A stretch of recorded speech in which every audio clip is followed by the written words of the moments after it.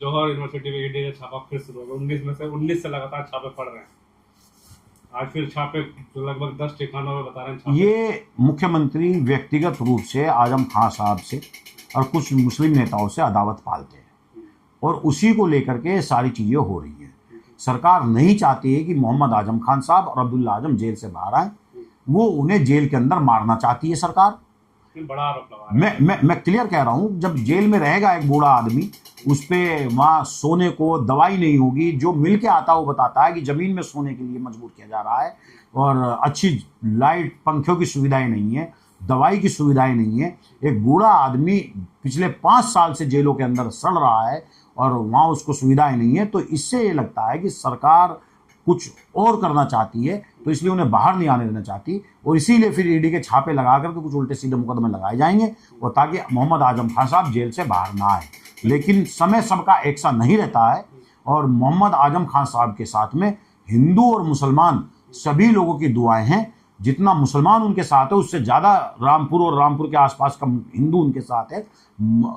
हिंदू भाई अपने मंदिरों में प्रार्थना कर रहे हैं और मुसलमान भाई अपनी मस्जिदों में मदरसों में प्रार्थना कर रहे हैं आजम खान साहब के लिए। और हमें उम्मीद है आजम खान साहब बहुत जल्दी जेल से बाहर आएंगे और जेल से बाहर आने के बाद समाजवादी पार्टी के लिए और अखिलेश यादव जी के लिए मजबूती के लिए काम करेंगे। लास्ट में यह है कि आजम खान ने ऐसे आदमी के नाम से यूनिवर्सिटी बना दी जो विभाजन के साथ थे और आज़ादी के खिलाफ थे।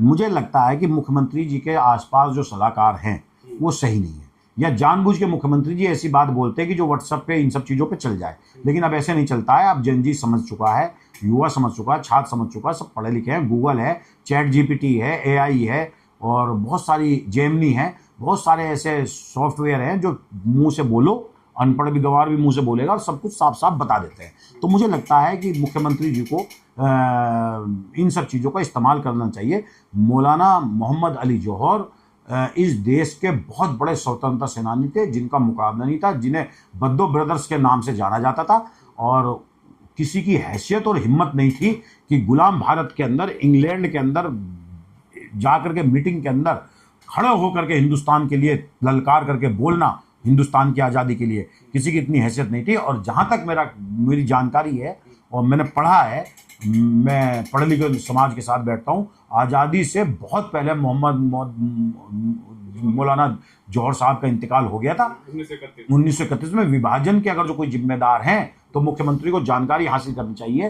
तो विभाजन के सबसे बड़े जिम्मेदार श्यामा प्रसाद मुखर्जी और सावरकर, माफी वीर सावरकर और मोहम्मद अली जिन्ना, जनसंघ और मुस्लिम लीग ने मिलकर के विभाजन का रास्ता तय किया था, जैसा हम लोगों को पढ़ाया गया और हम लोगों को पता है, जानकारी है और तथ्य मौजूद है किताबों के अंदर।